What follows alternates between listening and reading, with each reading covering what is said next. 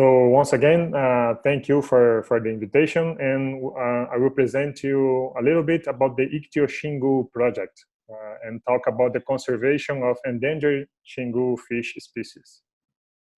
Ok, ci ringrazia ulteriormente insomma, per averlo invitato e poter partecipare insomma, a questa chiacchierata in cui ci parlerà appunto del suo progetto IctioXingu per la conservazione sostanzialmente di pesci minacciati in natura.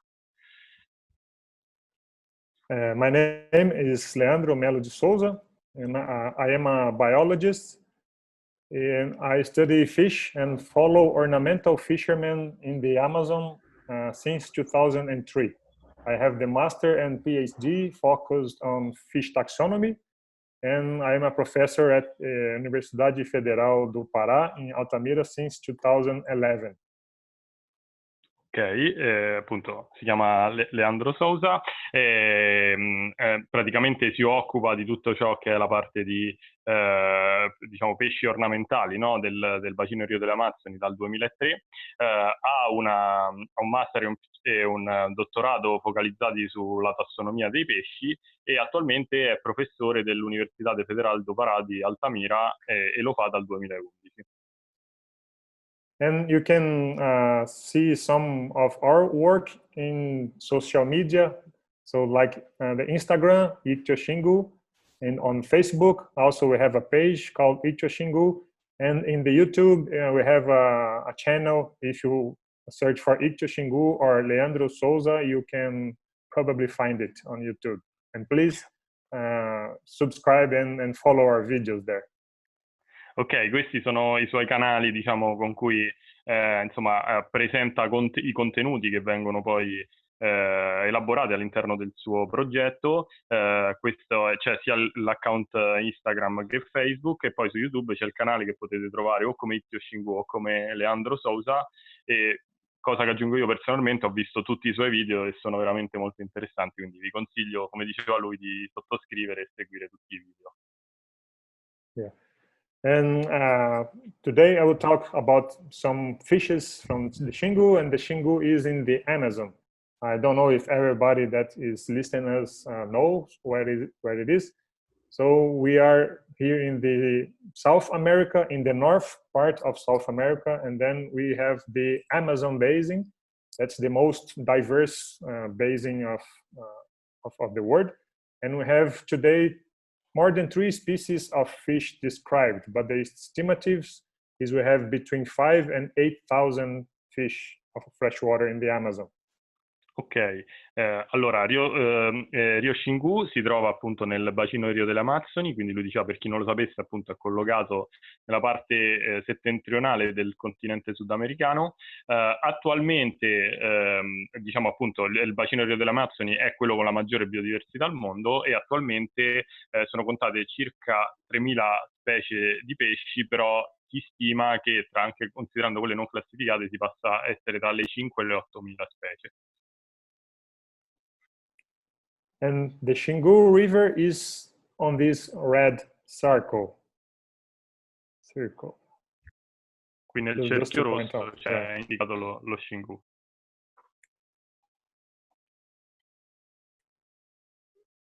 Oops. Some problem in the presentation. Didn't work good. Okay, but in the previous slides, I was showing a map of slope, showing the mountains and the slope of the terrain. Okay. And then you can see that the Xingu, the 90% of the Xingu basin is elevated with in a high terrain with ancient shield of geological rocks. Ok, diceva nella slide che non si è vista, si poteva vedere la mappa dei rilievi, e sostanzialmente quello che diceva è che si può notare che lo Xingu si trova su una sorta di altopiano, quindi su un antico altopiano, insomma, su cui poi appunto va a scorrere il letto del fiume. And then next I will show some photographs of the Xingu landscape, so you can check how much rocks there are. The Xingu is very special river because it's a river that runs in most part on rocks. Ok, adesso farà vedere un po' di foto che mostreranno il corso dello Xingu e la cosa particolare che ci vuol far notare appunto è che è un fiume che scorre per lo più su diciamo uno strato roccioso, no? E quindi sostanzialmente quello che ci mostrerà saranno diverse foto di diverse tipologie di rocce su cui questo fiume va a scorrere.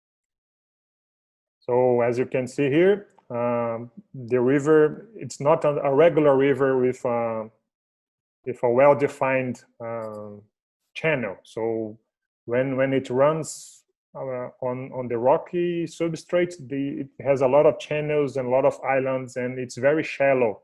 So you can see here, most parts it's less than half meters, 30 centimeters, and some parts it's a little deeper.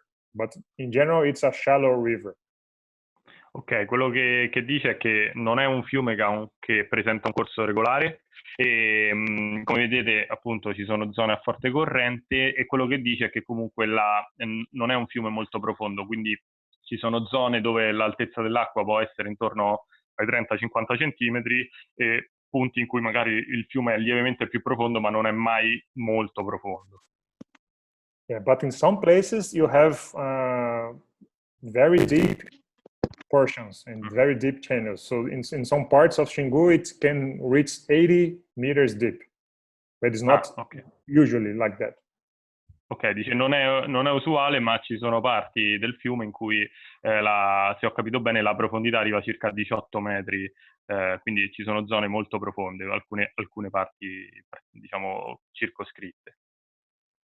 And all these photos I'm showing are taken in the low water season. That's around September, November. That's the lowest peak of the water. So you can see all the rocks exposed. On the rainy season, all rocks are under the water. So then the level of the water rises several meters.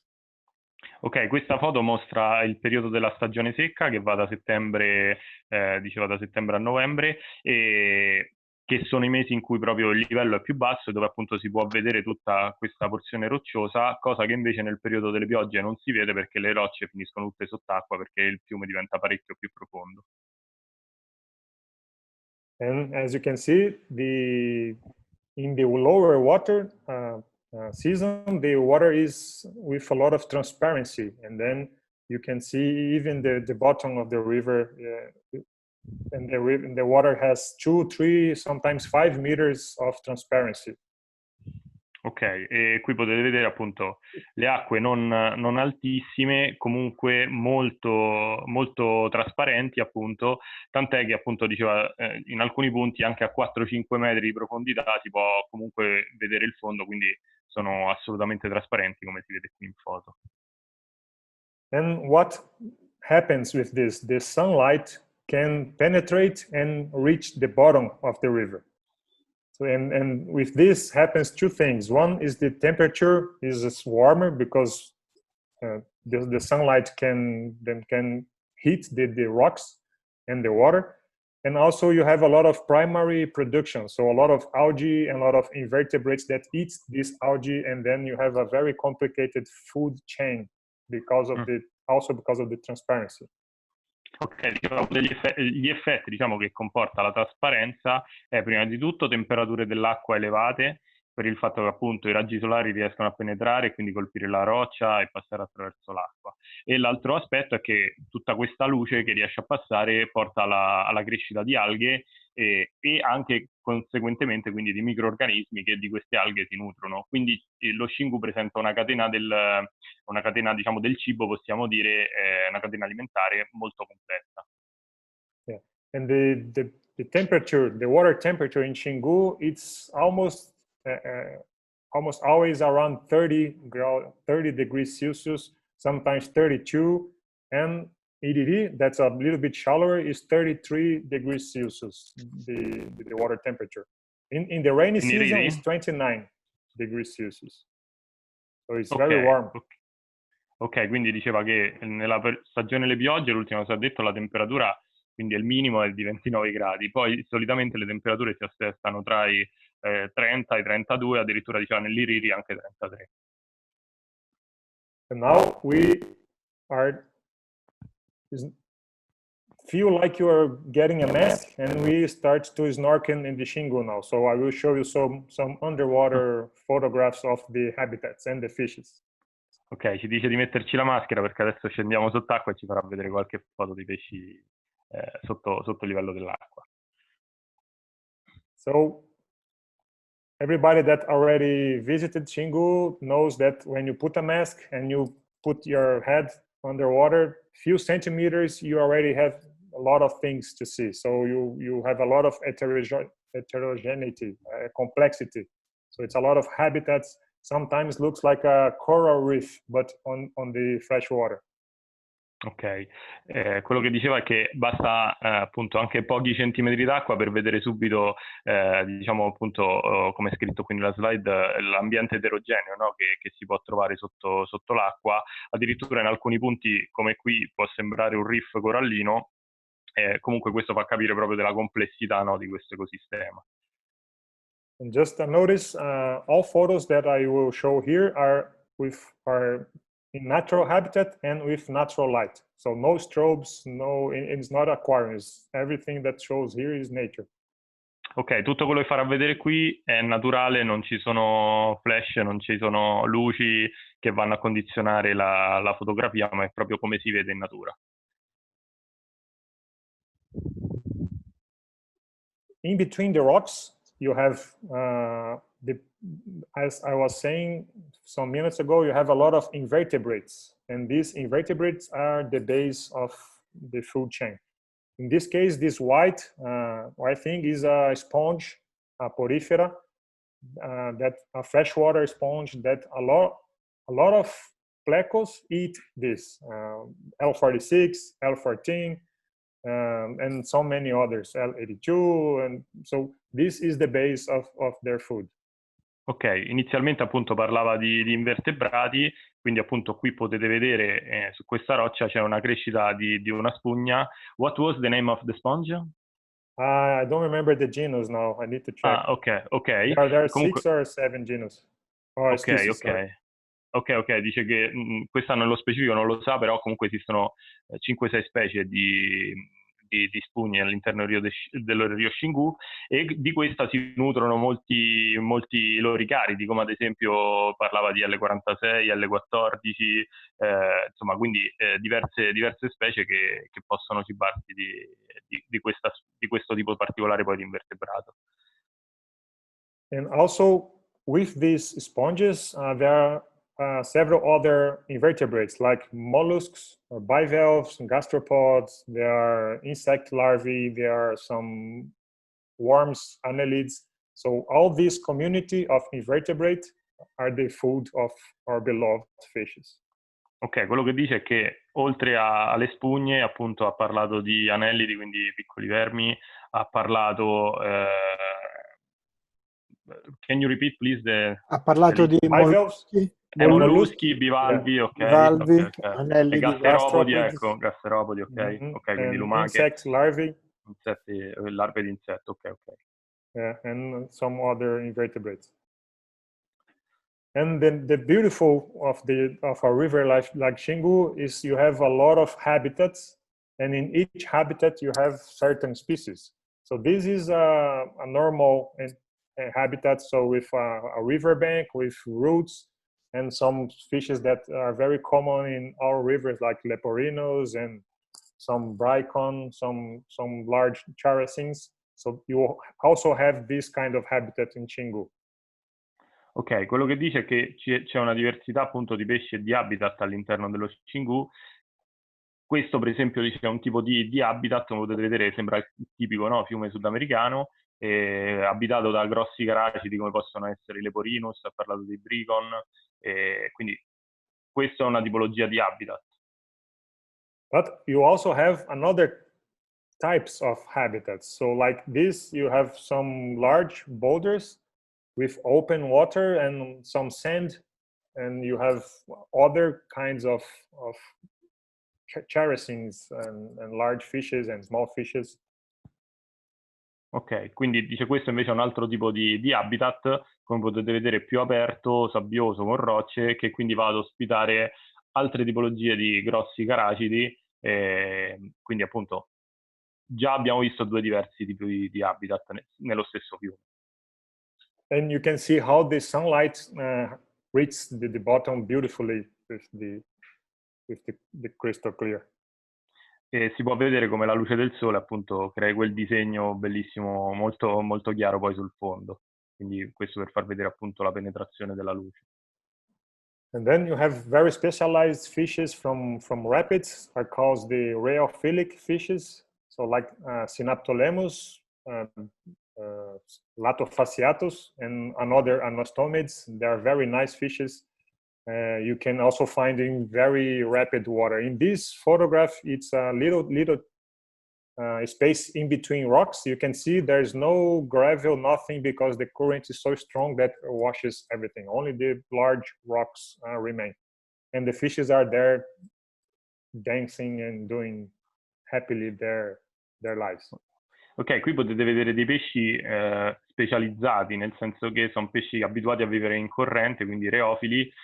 Questo in foto è il Synaptolemus latofasciatus, dietro ci sono altri Leporinus, quindi sono pesci appunto che vivono costantemente in forti correnti, e quello che diceva lui appunto che a parte si vede poi dalla forma del corpo che hanno, ma anche si vede il letto del fiume che non presenta alcun tipo di detrito, di piante, di legni, perché la corrente è talmente forte che mantiene pulito, diciamo, il letto del fiume.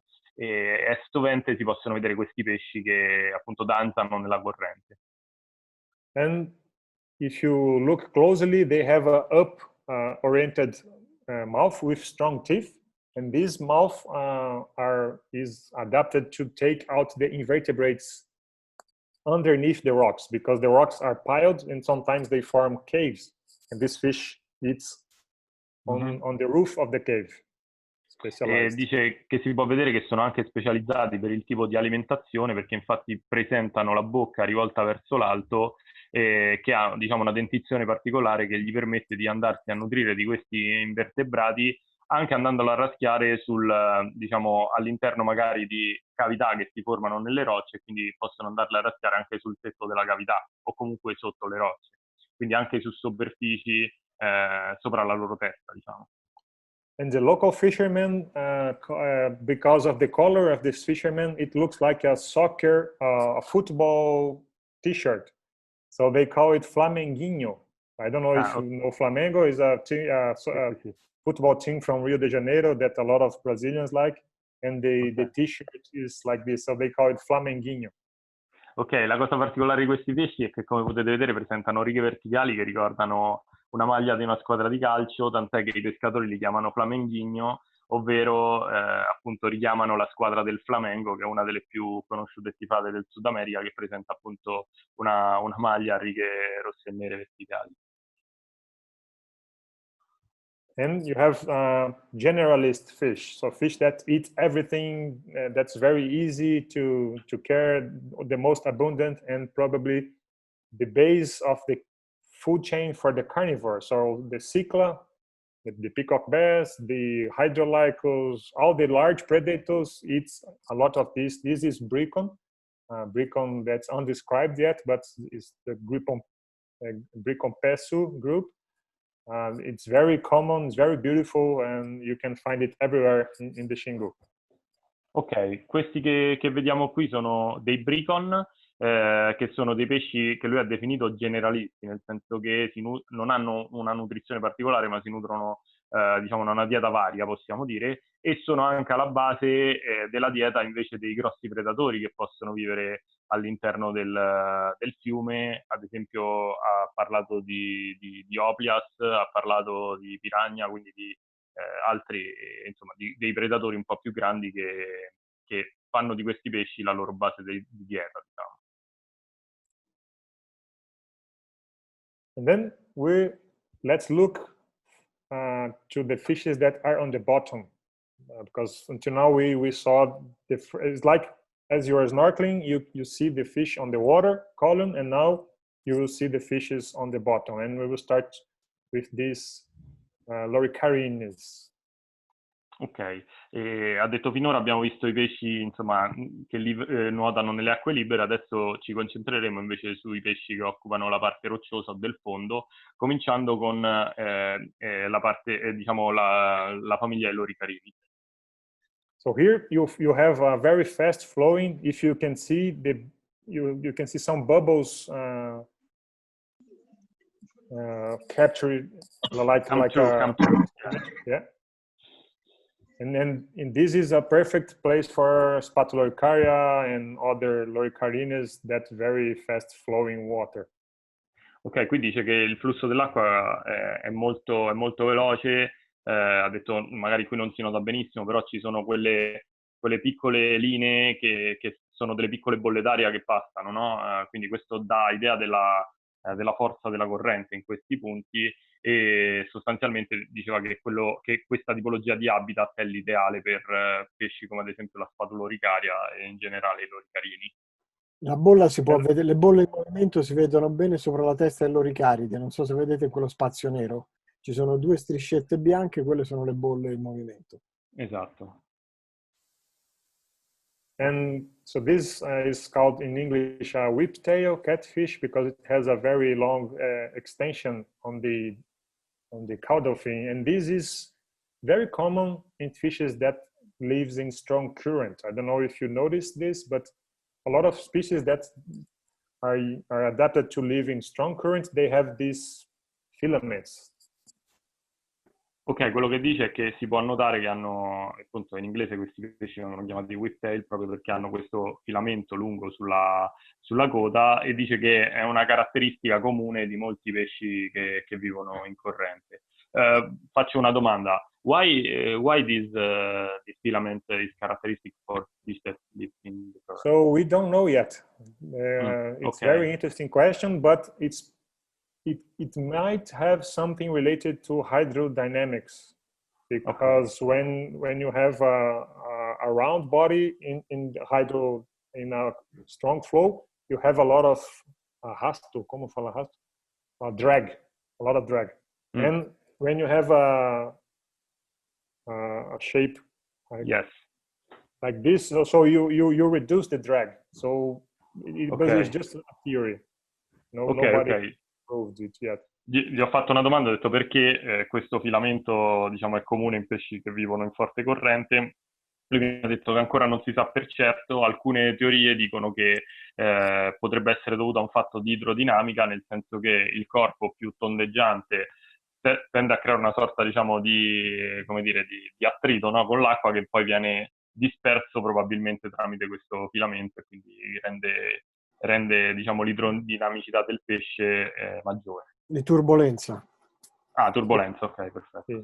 Attrito effettivamente non vale per l'acqua. Sì. Grazie.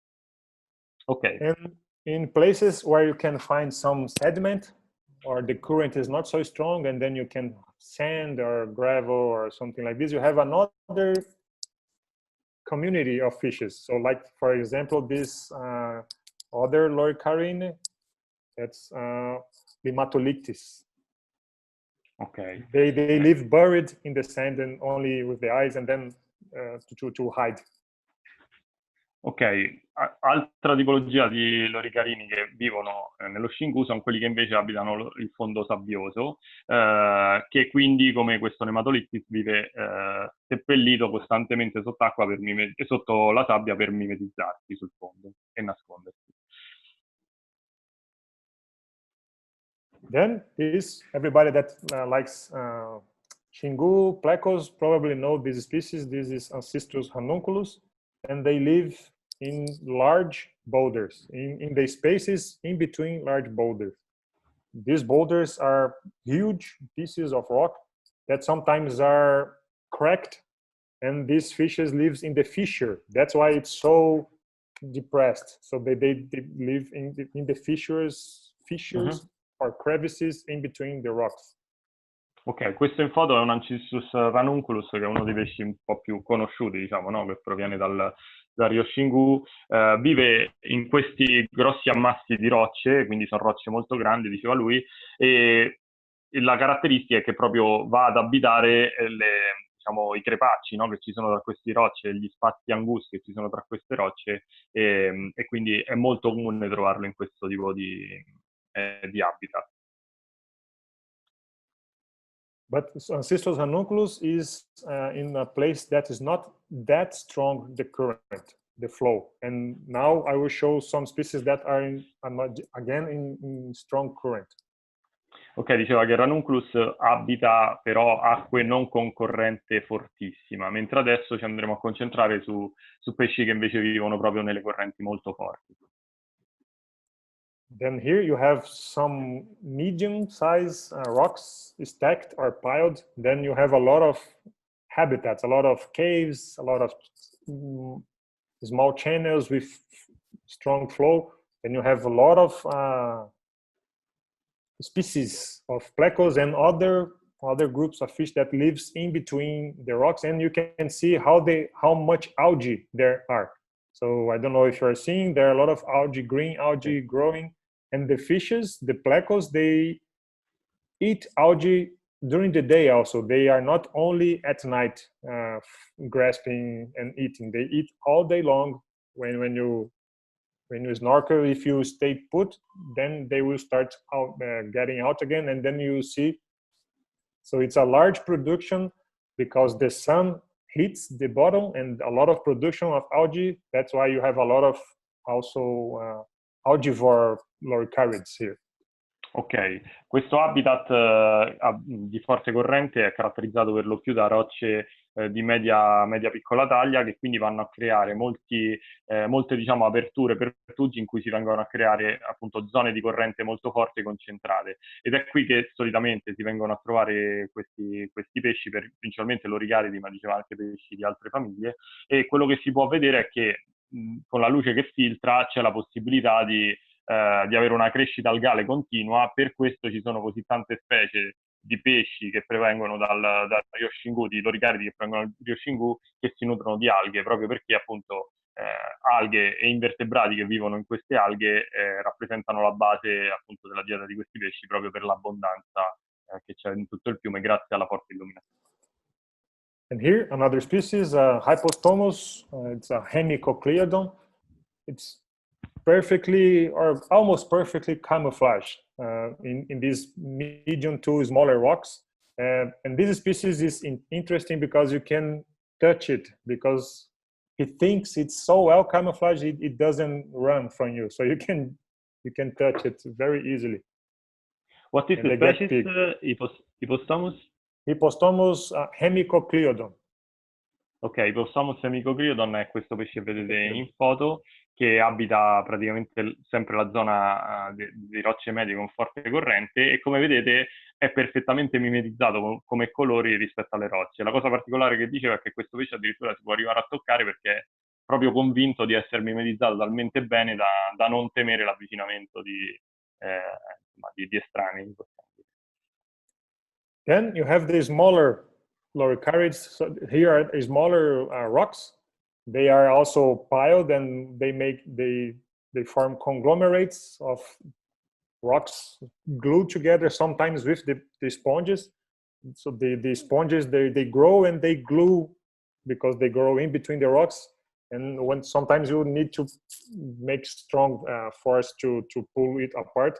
And in between them, there are a lot of smaller species, and also the juveniles of the large species, they grow in between these smaller rocks, like this Pecotia.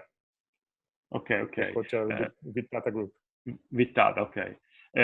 Questo habitat invece è relativo diciamo, alle piccole rocce, no? Che, diceva Leandro, si vanno a formare dei conglomerati perché si vengono a infilare, diciamo, a insinuare le spugne tra le rocce e formano una sorta di colla, no? tra le diverse rocce, e quindi le tengono unite, tant'è che a volte, diciamo, per spostarle c'è necessità di applicare una certa forza. E qui abitano i piccoli loricaridi dello Xingu, e anche diciamo, i giovanili delle specie più grandi. Un esempio in questo caso è un pesce che comunque rimane abbastanza piccolo, che è la Pecotia vittata. And another loricarine, this is Loricaria birindelli. It's a medium current where you have pebbles, small stones, and sand, and then they also, as you can see, they also are very well camouflaged. So these dark shadows, they mimic perfectly the stones on the sand. Ok, questo pesce invece è l'Oricaria birindelli, che abita appunto una zona che è un mix tra queste piccole rocce e la parte sabbiosa, e come si può vedere c'è una colorazione particolare che è fatta da queste chiazze, no, che presenta sul corpo, che stanno proprio a mimare la presenza dei piccoli sassi e delle rocce sul fondo, per avere diciamo, un mimetismo perfetto. Another species that's very symbolic from Xingu is the Barioncistus chrysolomus, L47, if I'm not wrong. And it's a yet different habitat. So this is in between medium to large rocks, but in still water. So this is on the side of the channel where you don't have much flow. You can see the debris. They are not flowing. They are just, there's a lot of silt. You can see the silt on the rocks. So it's not very strong current. So that's a tip. If you are keeping these species, they don't like very strong currents. And it's a very nice specimen. Barioncistus chrysolomus. Oops, ficou mudo. Lorenzo? Lorenzo non c'è? Scusate, Allora... sì, avevo il muto, scusate. Sì. No, allora dicevo, questo qui è il Barioncistus chrysolomus, L47, detto anche mangopleco, che abita, come diceva Leandro, quelle parti del fiume che presentano una corrente non così forte, non così intensa come i pesci di cui abbiamo parlato precedentemente, tant'è che si può vedere anche sulle rocce una sorta di deposito, no? Di sedimento. E quindi quello diceva di prestare attenzione è proprio di non tenere questi pesci in correnti fortissime, perché non amano correnti così forti come solitamente magari si pensa per i pesci dello Xingu. And a very interesting fact is that Barioncistus chantellus, that is the sister of the species, is the same genus, but it's a different species. The most common species of Xingu, it's the opposite. They like very strong current. So if you put Barioncistus chantellus in low current, they don't like it. But they are almost the same. They're very related, but each one very different strategies. And this is an interesting ecological fact. So to live in the same place, each one is doing different things to occupy and use the resources in the best way. Avoid competition. Ok, una cosa particolare appunto che diceva è che Barioncistus xanthellus, che praticamente è la specie sorella, no, di questa, ama l'esatto opposto, ovvero vive in fortissima corrente, ama essere tenuto, quindi diciamo se dobbiamo tenerlo in acquario bisogna tenerlo presente, bisogna tenerlo in forte corrente, e quindi nonostante sia un pesce praticamente pressoché identico, ha questa caratteristica differente. E quello che diceva appunto Leandro è diciamo, è un fattore ecologico interessante questo, perché appunto c'è una differenziazione portata dal fatto che per poter sfruttare al meglio tutte le risorse presenti all'interno del fiume, insomma, c'è chi si è specializzato su una tipologia di habitat e chi su un'altra. Sorry, Leandro. I have a question because I can see in this photo some leporinus in the back. So these rheophilic fish sometimes went to calm water. Yes, this is Leporinus maculatus, a very generalistic fish, and some meters here on the side you have a very strong current. So they probably goes to the current and then they goes to the calm water, eat a little bit, and then they goes back. So this is a very generalist fish, the Leporinus maculatus. Okay, thank you very much. Ok, Andrea ha chiesto, si vedevano sullo sfondo dei Leporinus, chiedeva se appunto vivono anche in acque calme, e quello che diceva Leandro è che in realtà pochi metri dietro queste rocce c'era una corrente un po' più forte, quindi è possibile che questi pesci, che nello specifico sono Leporinus maculatus, che sono dei pesci molto generalisti, passano un po' di tempo in corrente, poi vanno in acque più calme per mangiare, poi tornano nuovamente in corrente, quindi abitano un po' in tutti gli habitat, possiamo dire. And very good eye, Andrea. Very good eye. It's nice Dice, to buon observe occhio, that. Andrea. And here, once again, you have the fissures I talked about. It's a place where you can find a lot of loricarids, a lot of plecos. So if you have a flashlight or a torch, and then you put in this fissure, you see dozens, sometimes many dozens of plecos, one on top of each other, and they fight a lot. That's why you know they are very aggressive. So in this case, you have Pseudancistrus assurini in the rock, and behind it there's a lot of other animals, but you cannot see in the picture. Ok, qui diceva quello che ci diceva prima, quindi quei crepacci, no, che ci sono tra le rocce, dove sostanzialmente basta illuminare con una torcia per trovare dozzine e dozzine di loricaridi. Nello specifico questo in foto è uno Pseudancistrus asurini, l'L67, e dietro di lui potete vedere, cioè non si può vedere, però dice che c'erano diversi loricaridi, e quindi si può osservare il comportamento caratteristico che a volte vediamo anche noi in acquario, insomma, di lotte per mantenere il territorio all'interno di questi crepacci. And another thing that always amazed me is why the plecos have the colors they have. If you look, a lot of species that lives on the rocks, they are dark with a small white spot, or white or yellow, as you can see here. And they live on granitoid rocks. So the rocks that are dark with some speckles of quartzite or another minerals. As you can see here, if you take a close look, you can see that the rock has a lot of sparkling edges, and then probably this color is a nice camouflage because they are eaten by birds, and there is a lot of fishing birds that sits on the rocks, and they are just waiting to go and pick a pleco. So they probably has this coloration to mimic the rock a little bit. Ok, quello che diceva, la cosa particolare è perché molto spesso i loricaridi dello Xingu presentano questa colorazione scura con puntini bianchi, proprio perché le rocce nelle quali vivono sono rocce granitiche, e quindi come tali presentano un fondo scuro con una puntinatura, possiamo dire, più chiara, no? Quindi per chi guarda fuori dall'acqua il pesce risulta praticamente invisibile, e questo probabilmente è il motivo per cui hanno questa colorazione, ovvero per potersi mimetizzare ed evitare di essere predati dai molti uccelli pescatori che abitano poi Rio Xingu. I have a question. Why a lot of fish have these yellow stripes on the fin? It's a nice question. Yeah, I don't know the answer. That's very, yes, Okay. that's very interesting. A lot of them have this yellow or sometimes white, sometimes orange, right? It's probably something. It has to be some visual communication between them, because they are very aggressive, and they have the display before they fight. They show how big they are.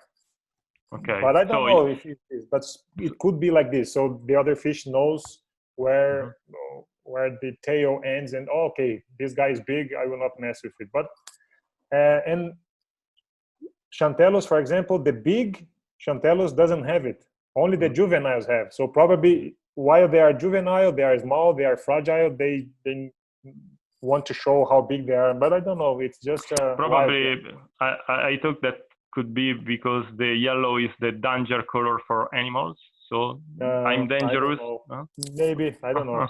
Ok. Gli ho chiesto perché molti pesci presentano poi il giallo, no? Quelle righe gialle sulle pinne, come si vede qui ad esempio in foto per questo Pseudancistrus. Diceva che non si sa ancora la risposta, probabilmente deve essere una comunicazione visiva tra pesci, come per dire, magari aprendo bene la coda si vede questa grossa riga gialla, fa pensare che il pesce possa essere più grande. Io gli ho detto magari anche perché di solito il giallo abbinato col nero è il colore del pericolo, no? Nel mondo animale, quindi potrebbe essere, insomma, però non si ha ancora una risposta sicura. Sorry, Leandro, I have another question. Because I'm wondering if there are some diving birds that go underwater to catch these loricarids. Yes, that's the main predator of loricarids, are the diving birds. Ah, okay. Yes. Thank you.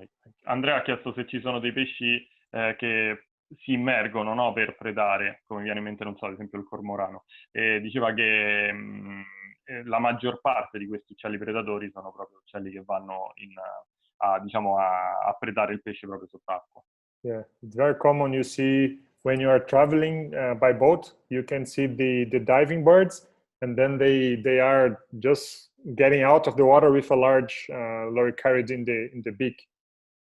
Ok, ha detto che è una cosa comune vedere, andando sul fiume, vedere questi uccelli che piombano in acqua e riescono fuori poi dall'acqua con dei grossi loricaridi nel becco. And this is a photo of a large or an adult Barancystus chantellus, and you can see that the yellow tip, it's almost gone, so they don't need it anymore for some reason. they lose it when they grow up. And here is a strong current. Ok, qui si può vedere un grosso esemplare, un adulto di Barancystus chantellus. Come si può vedere, la parte gialla sul bordo delle pinne è praticamente scomparsa, perché probabilmente, collegandosi a quello che chiedevo prima, in questa fase della vita non serve più al pesce per proteggersi e si può vedere che vive in un habitat di forte corrente. Again, the same species, the adult, you see no yellow margins and very fast flowing also. Just another picture. Un'altra foto sempre dello Xanthellus adulto, anche in questo caso si vede che non c'è il margine giallo sulle pinne e in un habitat di forte corrente. So until here, I showed you several photos of different habitats and different species, just so you have an idea of the complexity of the river. All these, not all, but all these habitats and these species, they can occur in very close places. Like I showed, the river channel is very wide, and then you have a beach with sand in one place, you have a deeper channel in some meters beside, and then you have a strong current, and then you have a still water in the other margin. So in the same place, in the same area, you have all these different kinds of habitats, and that's why Xingu is so special and have a lot of fish.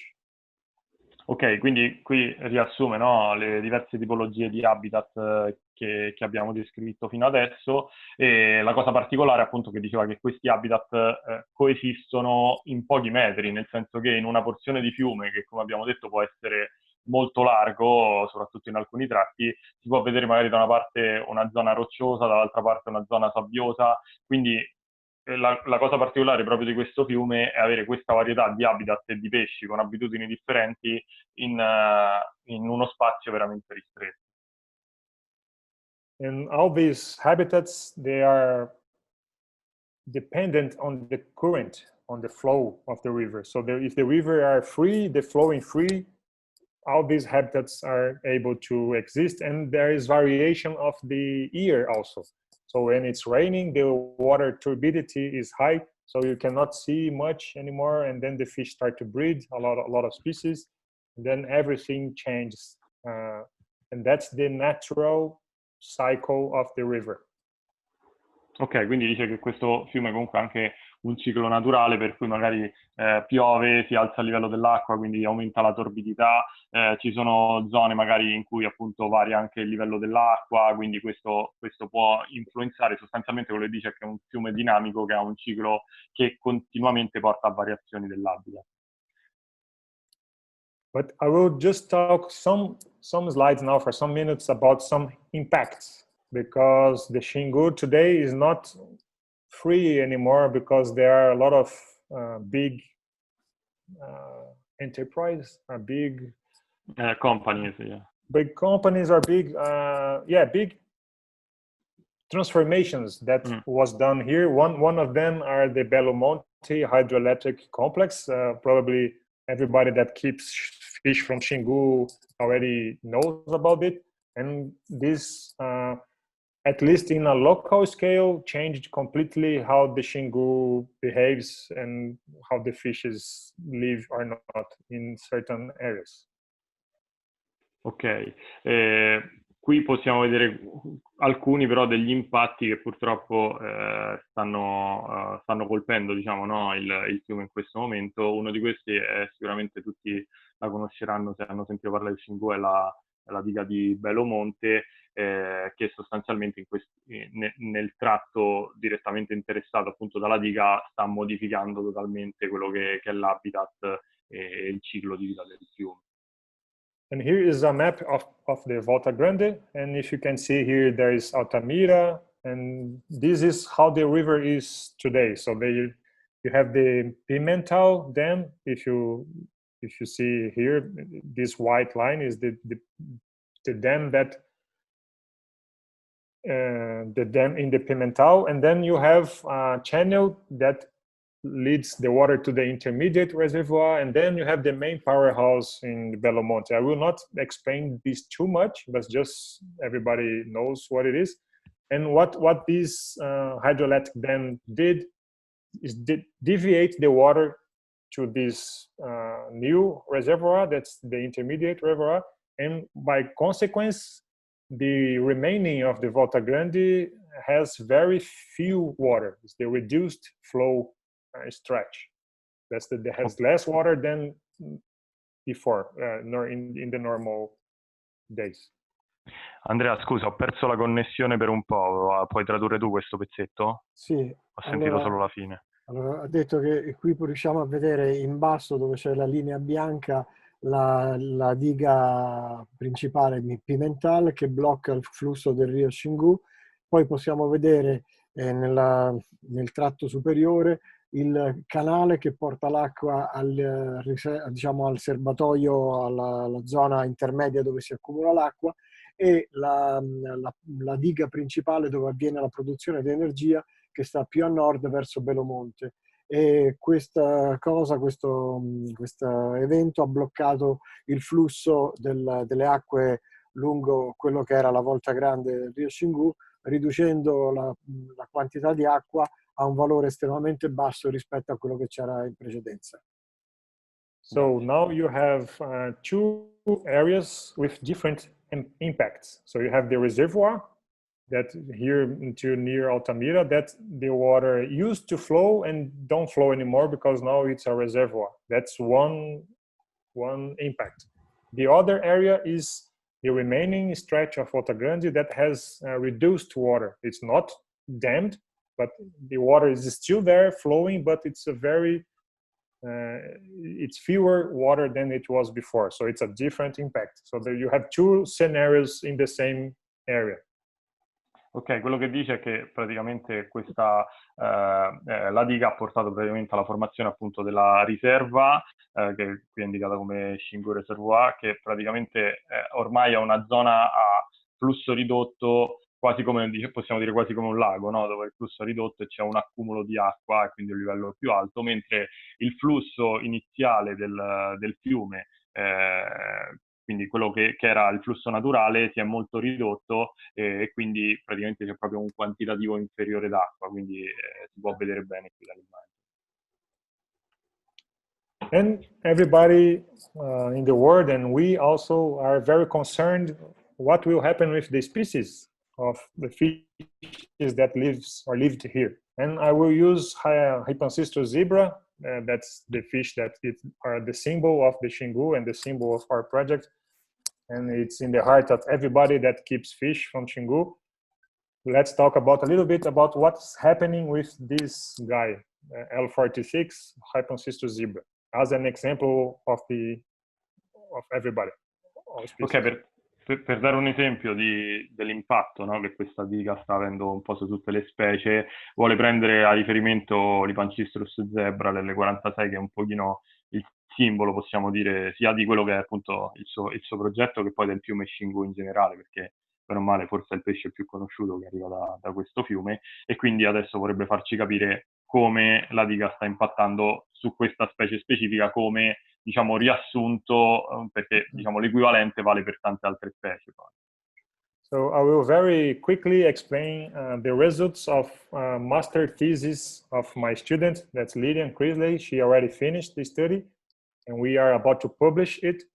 And she made a population viability analysis, that's modeling. So it's a lot of mathematical and ecological modeling of Hypancystus zebra, how it would be in nature now. So for this study, we used biological data that we know we receive from captive fishes. So with the whole community, we asked how many times the fish breed per year, how many babies it produces, how long it lives, and etc. And then we put all these in the model, and then we calculate some things that I will show you.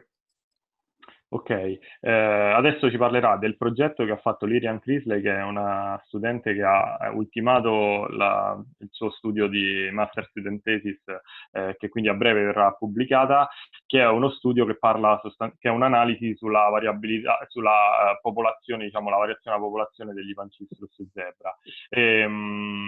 Quindi come è stato fatto questo studio? Partendo da dati biologici e diciamo, creando una sorta di modello matematico basato appunto su formule matematiche e su modelli appunto proprio ecologici, per andare diciamo, a definire un pochino come sta variando questa popolazione. E questi dati sono arrivati da allevatori, quindi in cattività, che hanno, diciamo, quindi fornito informazioni riguardo a quanto tempo l'età dei pesci, da quanto tempo li tenevano, quante riproduzioni e quanti piccoli venivano prodotti ogni anno, e quindi, insomma, mettendo insieme questi dati sono riusciti a fare questo studio. And this is a graph that doesn't bother if you cannot understand it too much. I will just explain very simple. We build 5 scenarios. The blue one, it's the species is very good, so we estimate it's a modeling, it's a mathematical modeling, and it's of course with several mistakes, because we cannot replicate everything that it's in nature, because we don't know everything that it's in nature. But it's just the things that we know, we put it in the model, and we just to see how the populations react with impacts. In this case, we assumed that the population would reach its maximum point in 100,000 individuals, but we know that it's in a natural condition is much more than that. But you don't need to bother much with this. But this, the upper part, the population is very good. It's reached its maximum of that habitat. The green line it's maintained stable. It could anytime go up or down. And there are 2 more lines, the black and the red. In this case, the population goes to extinction. One case in 10 years, and in other case with 5 years, and I will explain the difference. But it's modeling, it's not the real yet.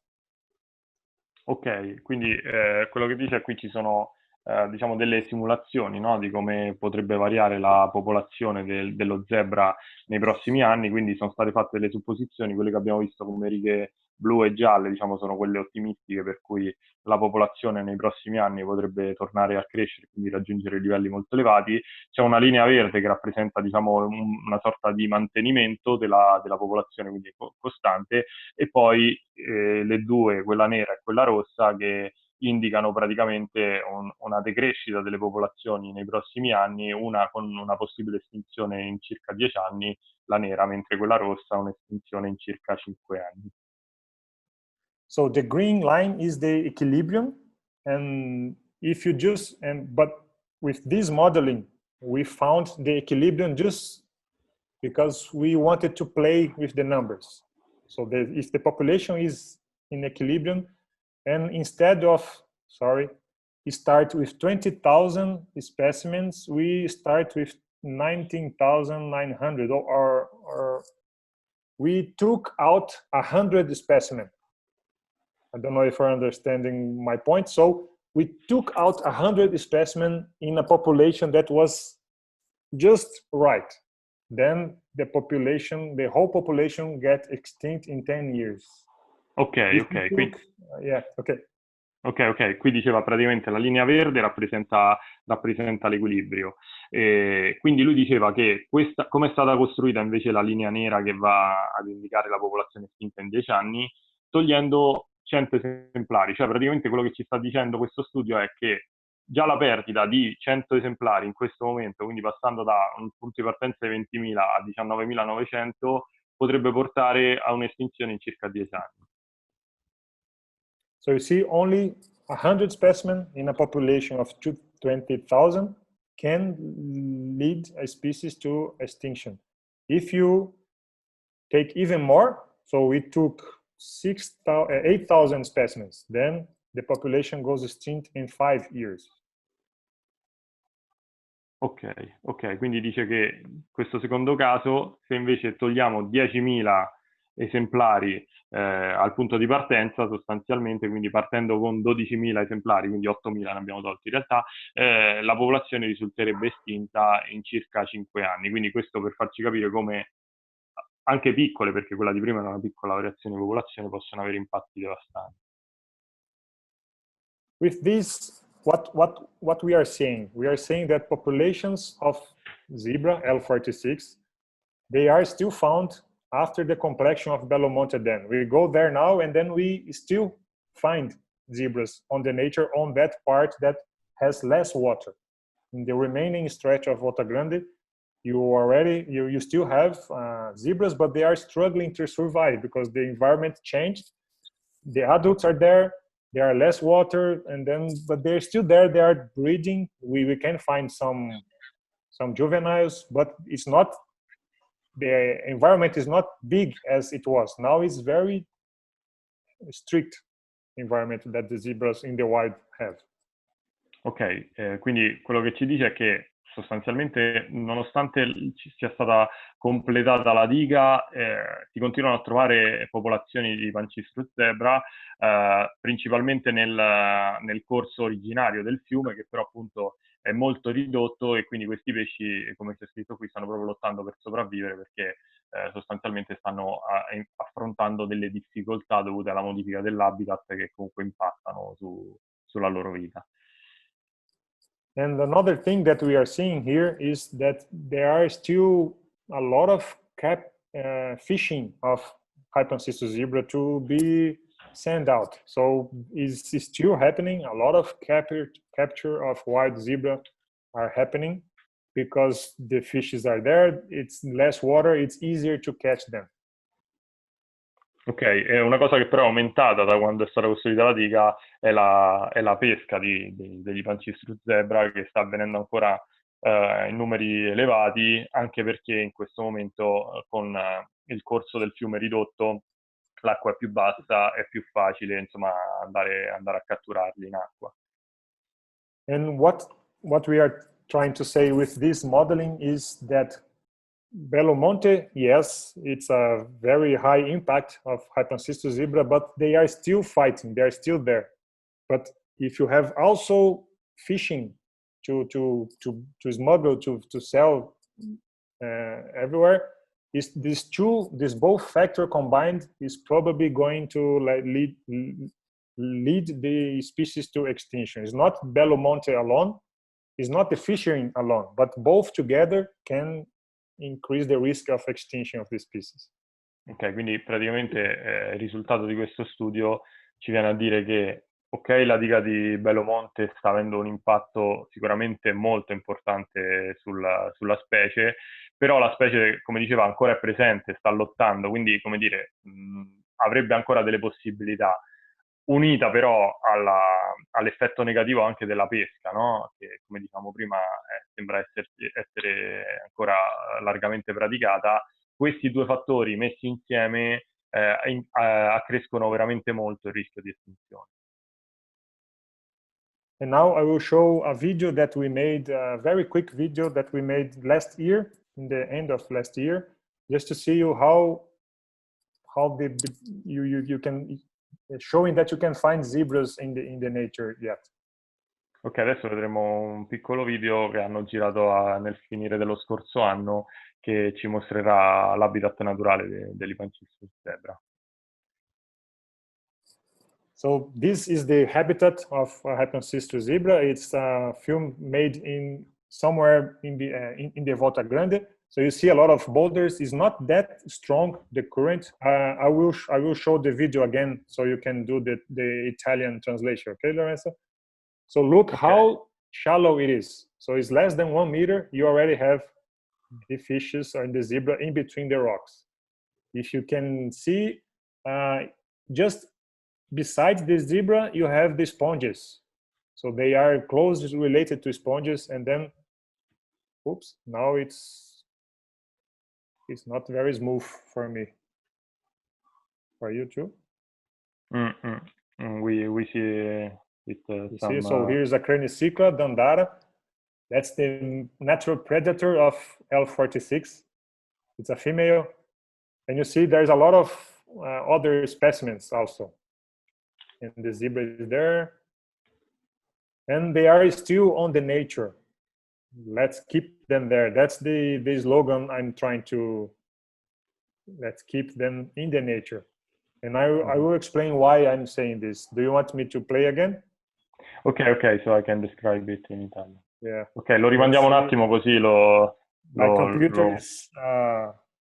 no problem. I think it's also the connection.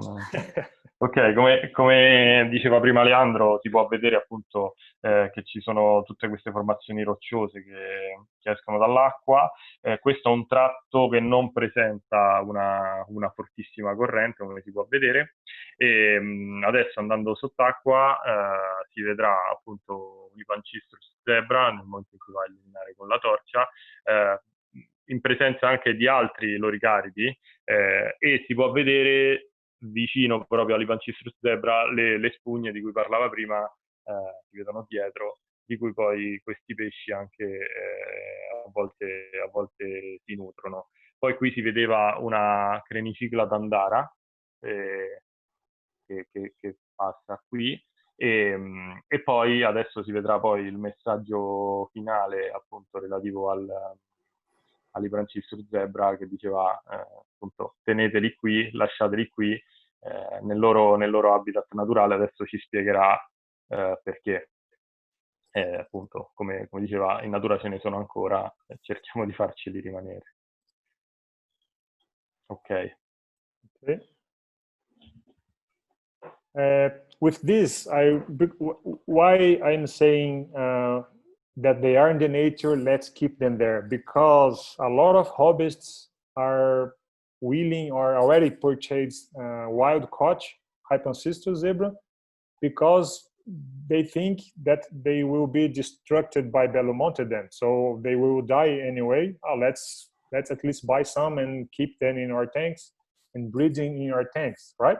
So I understand that that thought, but that's not the case. The Hypancystus zebra may have a chance on the nature, and then we need to fight to keep them on the nature. And then we are doing some monitoring projects with Bellomonte company, Norte Energia company, and then we will monitor if they need more attention, more water. So that's a very complex matter, but there are some groups that are monitoring these fishes and trying to save them, including some indigenous people that remains on these two fight. So they need the zebra as a flag.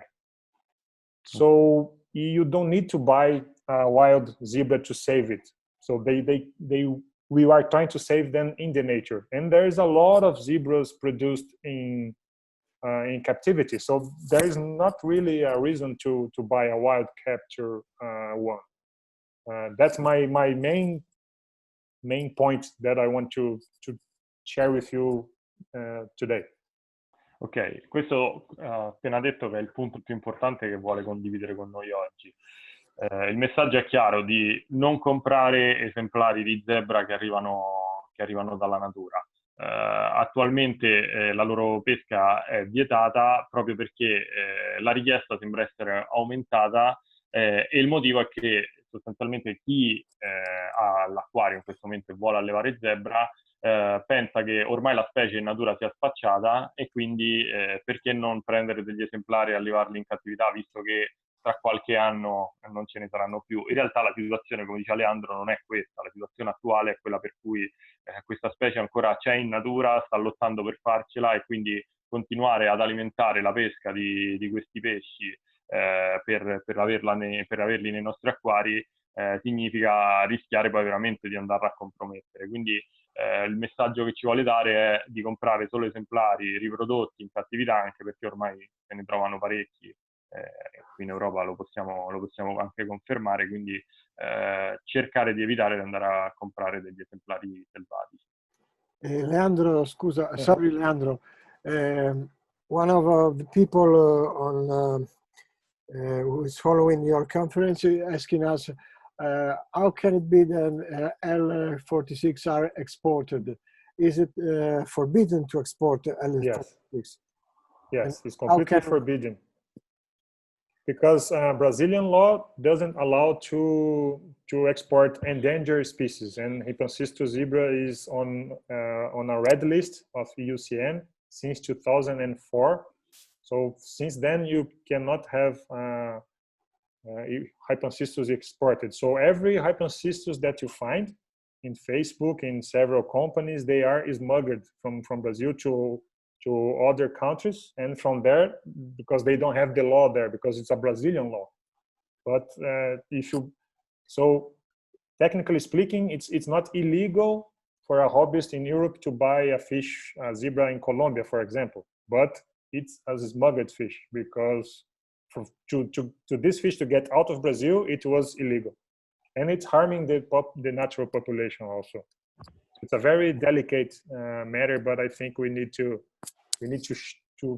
put it in the word and tell people not to buy wild caught zebras. And there is a lot of very nice companies and hobbies that are already breeding the fish that was in the hobby before 2004, and it's total okay. So, and then that's okay. I don't know if I answered the question. Yes, thank you. Ok, Andrea ha chiesto praticamente come fanno poi, no, a pescare questi pesci e farli arrivare nei nostri acquari, perché in teoria la pesca sarebbe vietata. E quello che diceva Leandro è che questa pesca è vero che è vietata, ma lo è solo in Brasile, quindi sostanzialmente i pesci vengono pescati, portati nei paesi che confinano col Brasile e poi esportati in Europa. Quindi tecnicamente comprare uno zebra selvatico in Europa non è reato, perché se io lo compro dalla Colombia, per dire, è possibile importarlo dalla Colombia.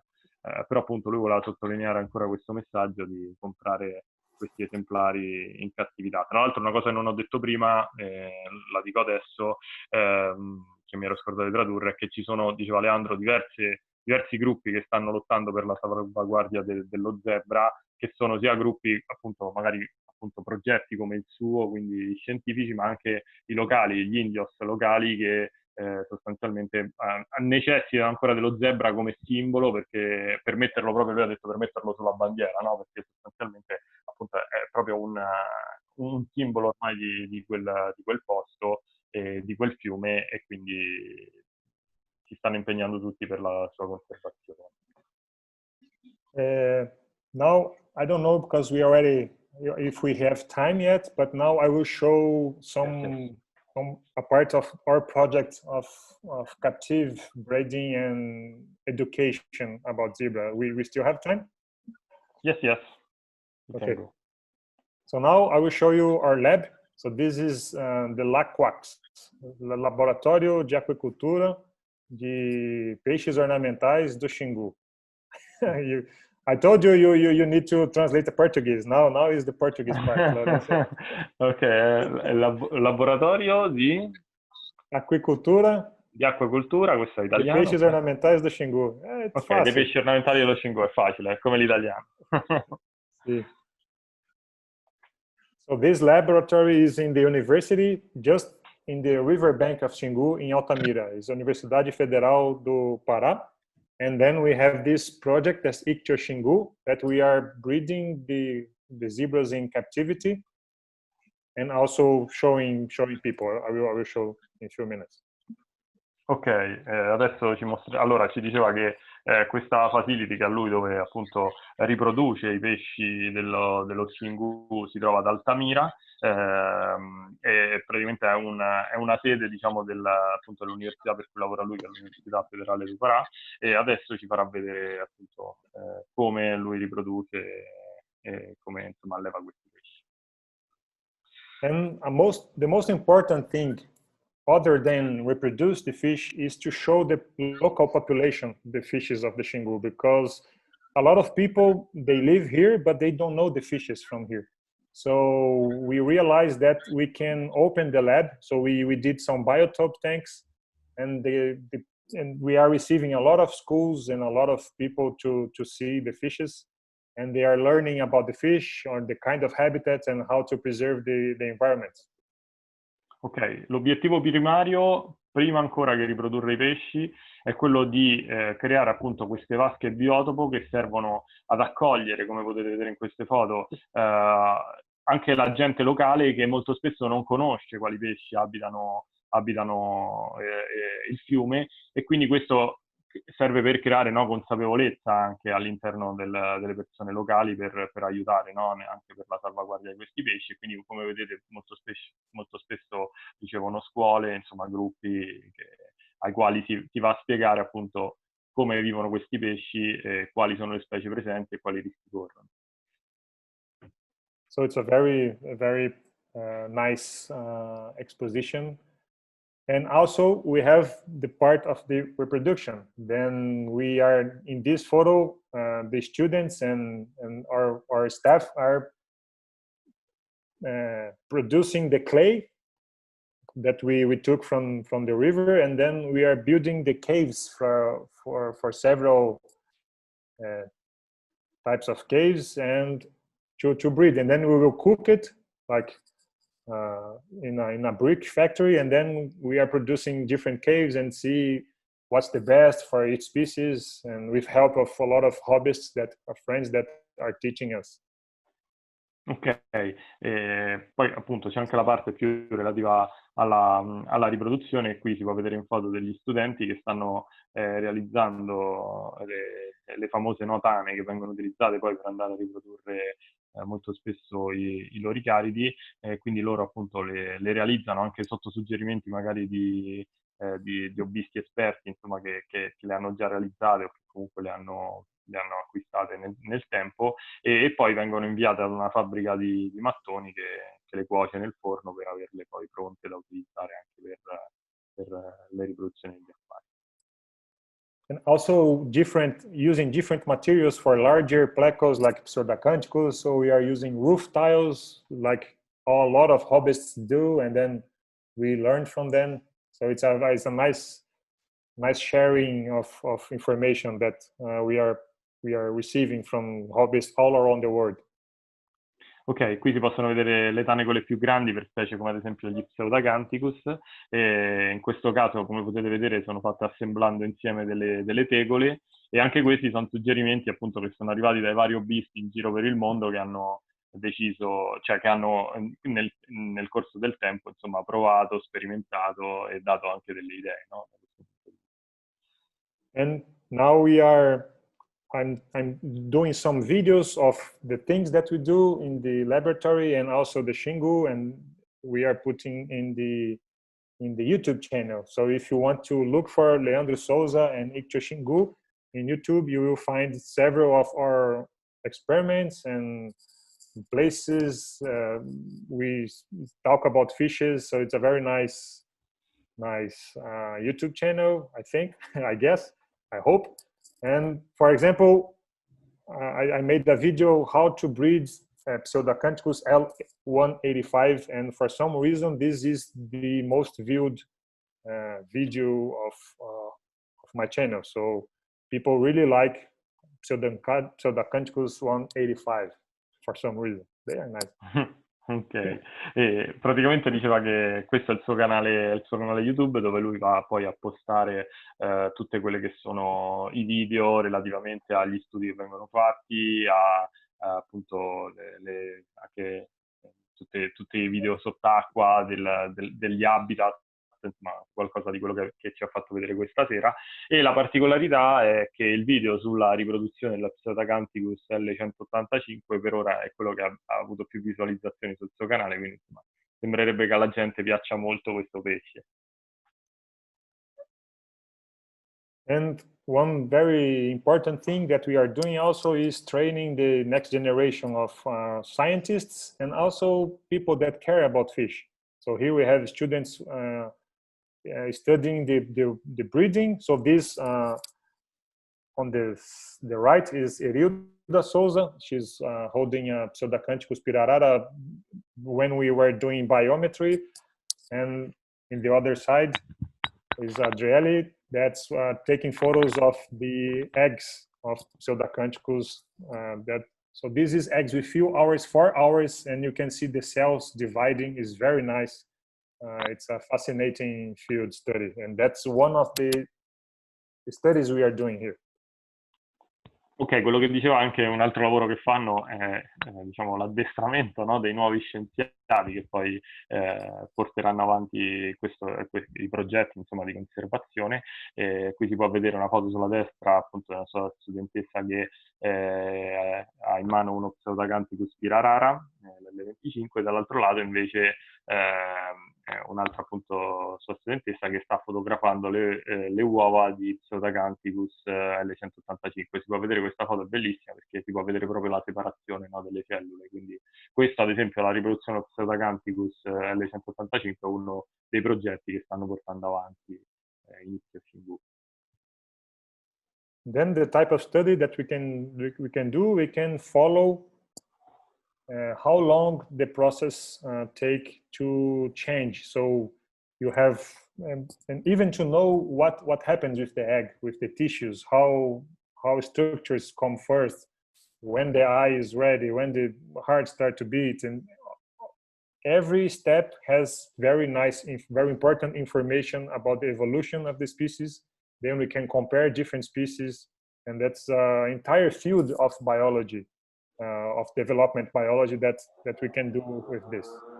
Ok, in particolare in questo studio ci fa vedere come, appunto, lo potete vedere anche dalle foto, passo passo si va a cercare di capire come si va ad evolvere poi la vita, no, nell'uovo, quindi a che momento escono gli occhi, quando comincia a battere il cuore, quale magari, non so, si viene a formare prima o altro elemento del corpo, quindi sostanzialmente questo studio gli permette di andare a vedere proprio a livello anche biologico cosa accade e come si va a sviluppare il pesce, e poi l'obiettivo è quello di cercare di fare anche studi comparativi con altre specie.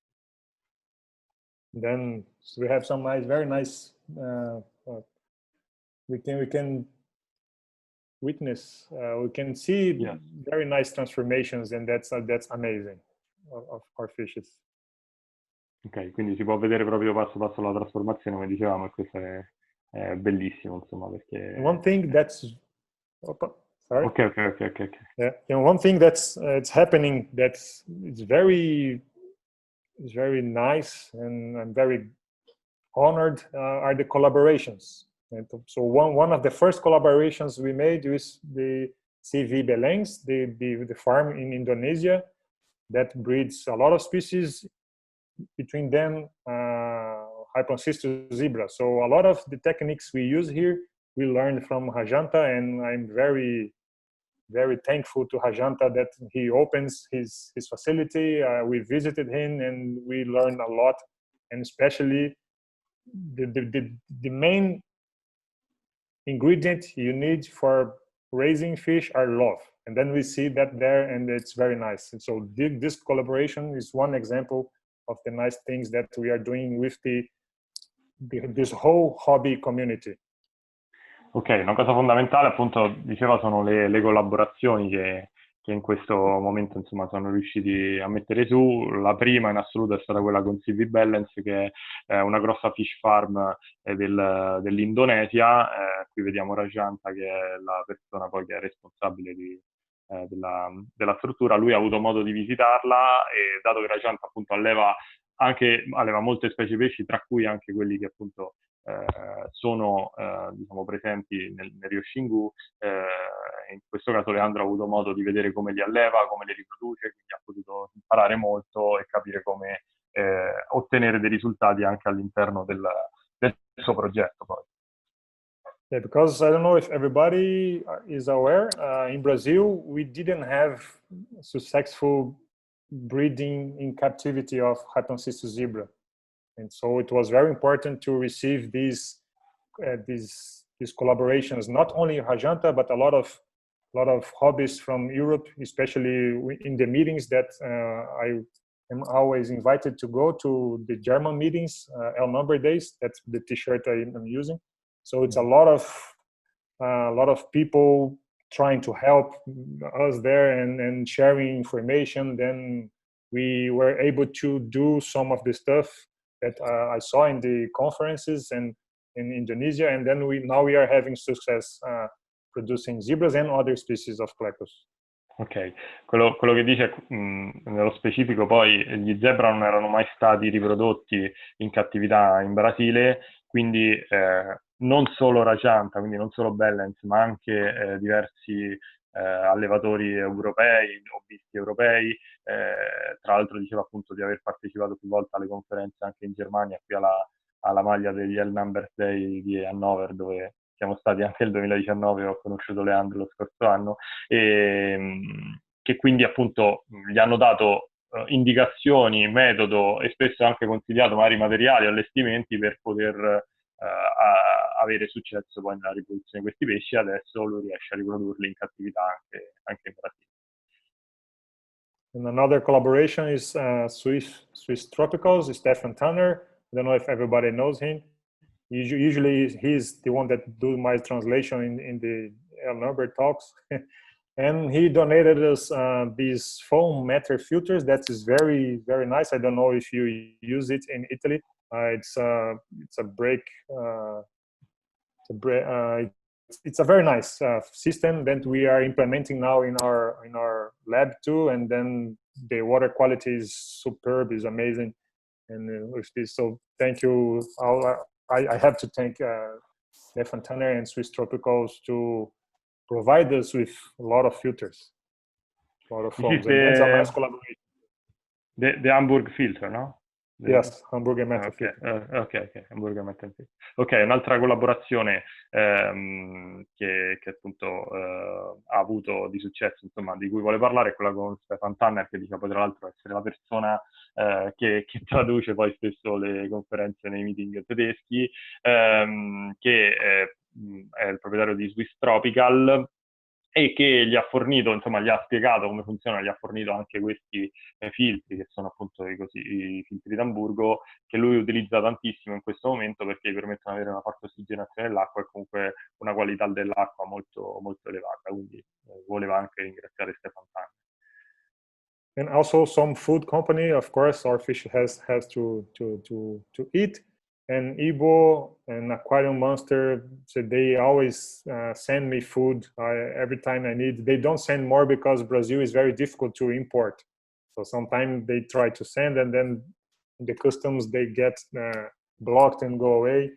But a lot of we are receiving a lot of good input and good collaborations. And thank you to these two companies to feed our fishes for some time. Ok. Altre due diciamo, aziende, no, che vuole ringraziare sono Ebo Aquaristics e Aquarium Monster, perché sono aziende che producono mangimi che regolarmente gli inviano, purtroppo diceva non in grandi quantità, perché poi molto spesso vengono anche bloccate alla dogana perché è molto difficile importare in Brasile, però insomma c'è questa continua collaborazione che gli permette anche di avere il cibo giusto da poter fornire ai suoi pesci.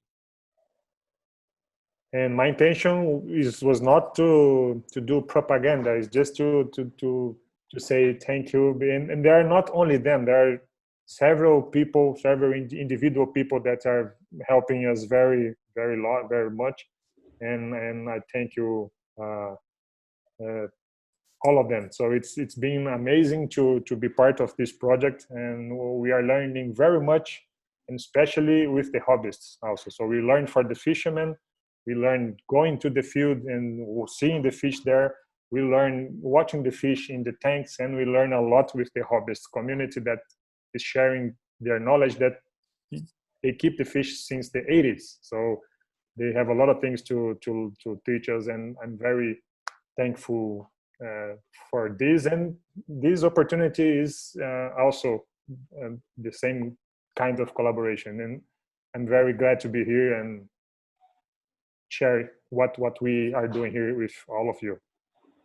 Ok, quello che dice, chiaramente in quelle slide che sono passate non voleva essere propaganda, ma è semplicemente lui voleva appunto ringraziare tutte le persone che stanno collaborando al suo progetto, e non sono solo queste aziende di cui ha parlato, ma anche tante singole persone, no? Singoli hobbisti, allevatori che hanno dato il loro contributo con consigli, con appunto materiale, con sostegno, e per lui è stata insomma una grande occasione per poter imparare molto, anche perché insomma ci sono persone che sono in questo hobby ormai anche prima degli anni '80, quindi gli hanno potuto dare tanti consigli per riuscire insomma a portare avanti nel miglior modo possibile questo progetto. Poi quello che dice appunto anche l'occasione di questa sera, insomma lui è contento di poter essere qui proprio per poter insomma avere questo scambio e poter diffondere un po' quello che è il suo progetto, e magari appunto poter avere uno scambio di questo tipo con noi. Yeah, and the most meaningful way, if you want to support us, is to know what we are doing. So follow our social media, follow our Instagram, follow our IctioXingu. We are always putting some information there, and also our YouTube channel. So if you are there, you can comment, you can ask, you can suggest things, and then I think this is the best way now to improve the engagement, because the more people know about the project, the more they will be aware of the conservation of the species of the Xingu. And grazie mille, I don't know if that's correct, grazie mille. Yes, it's correct.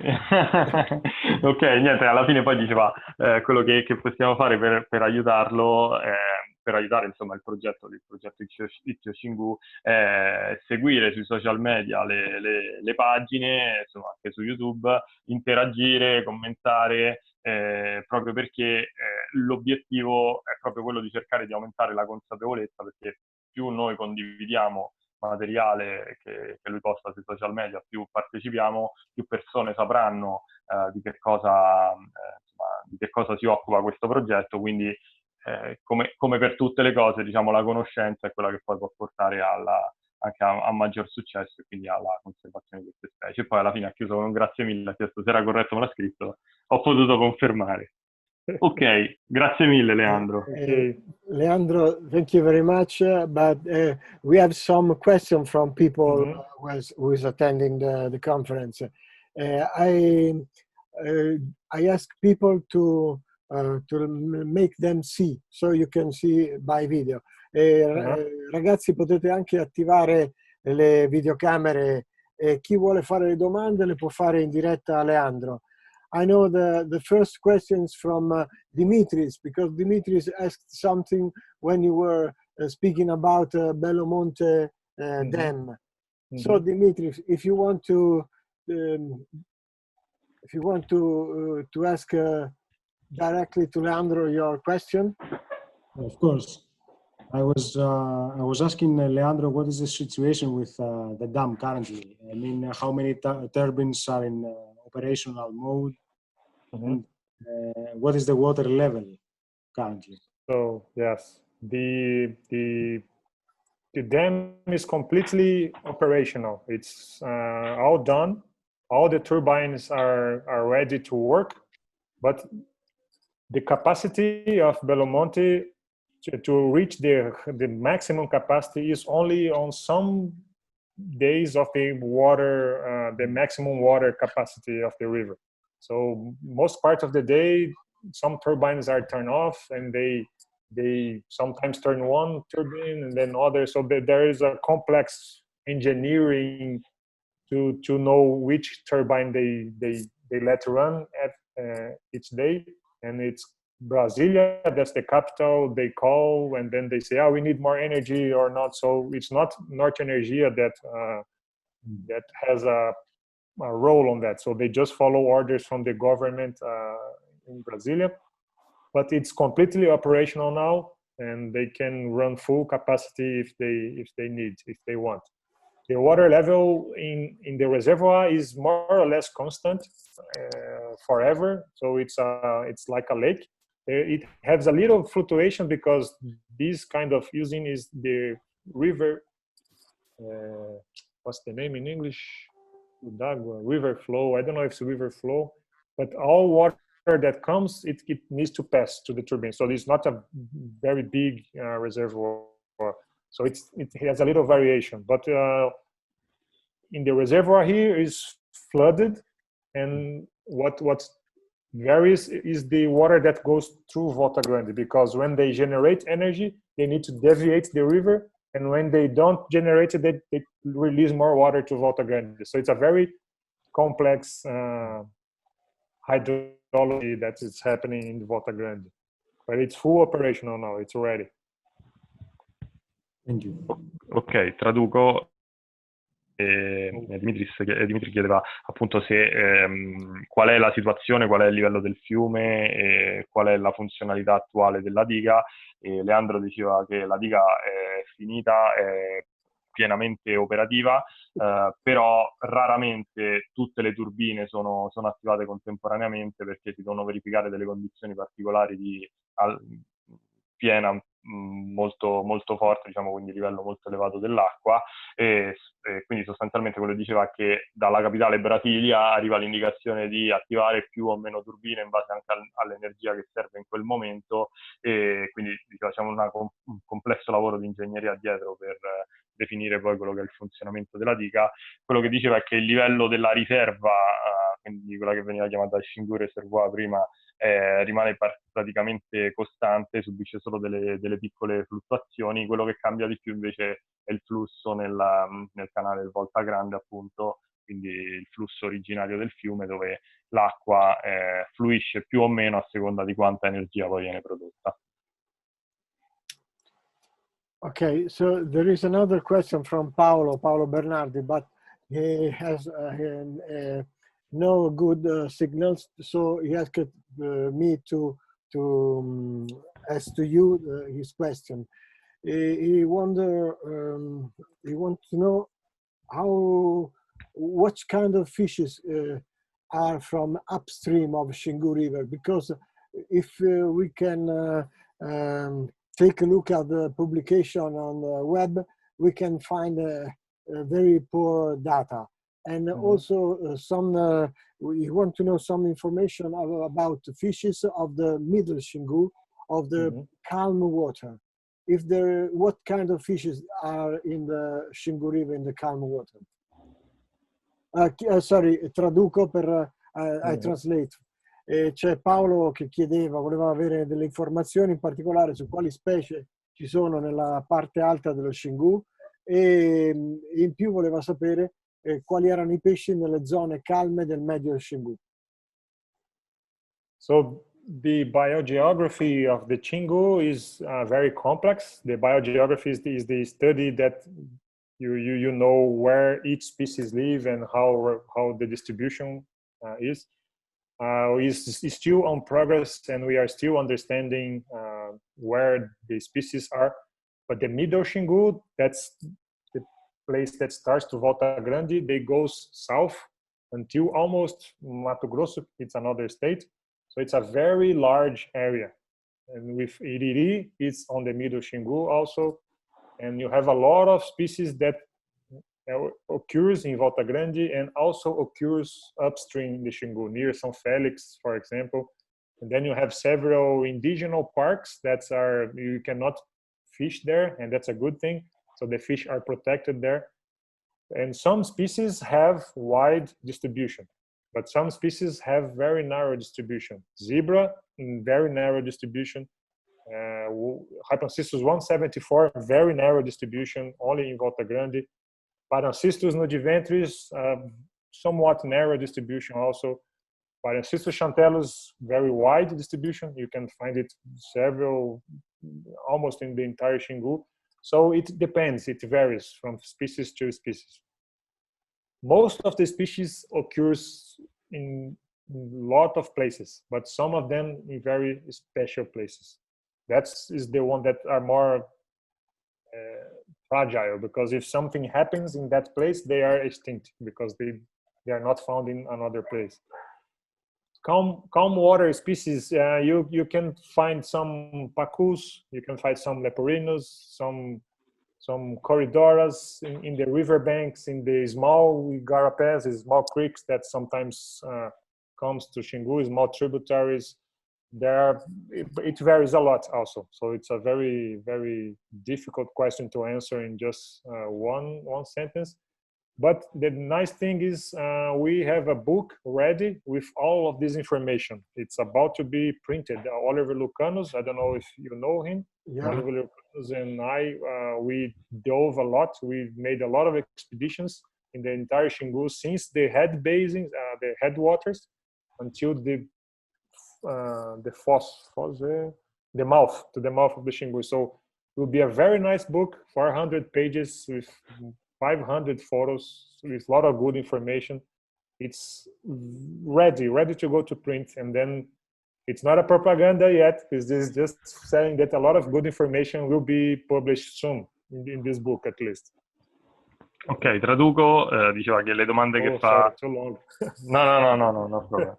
La domanda che ha fatto Paolo, diciamo, è difficile, è una domanda a cui è difficile dare una risposta perché c'è molta variabilità. Quello che diceva è che esistono specie, come ad esempio ha parlato di Pancistrus zebra, L174, Parancistrus nudiventris, che occupano areali molto ristretti, soprattutto nella zona del Volta Grande, mentre esistono specie come ad esempio il Parancistrus xanthellus che invece sono molto diffuse lungo tutto il corso del fiume.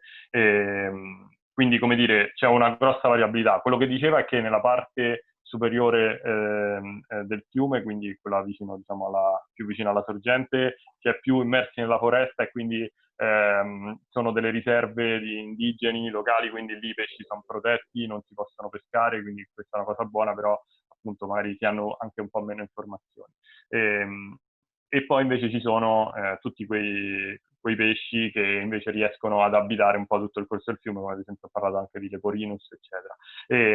E poi per quanto riguarda invece i pesci di acque calme, ha parlato di alcune specie di Corridoras, appunto Leporinus, i Pacu, quindi esistono delle specie, però quello che appunto alla fine diceva è che è molto complesso dare una risposta e quindi alcune risposte le troveremo sul libro che sta andando in pubblicazione, praticamente pronto, che verrà pubblicato a breve, che ha realizzato insieme ad Oliver Lucanus, con cui ha fatto molte spedizioni lungo tutto il corso del fiume, partendo dalle sorgenti e arrivando fino diciamo, praticamente all'immerso nel Rio delle Amazzoni. E quindi diceva, non è propaganda, è proprio per dire che lì ci saranno molte più informazioni sui vari areali e sulle specie di pesci che le popolano, proprio perché è complesso in una sola risposta dare un quadro generale. No?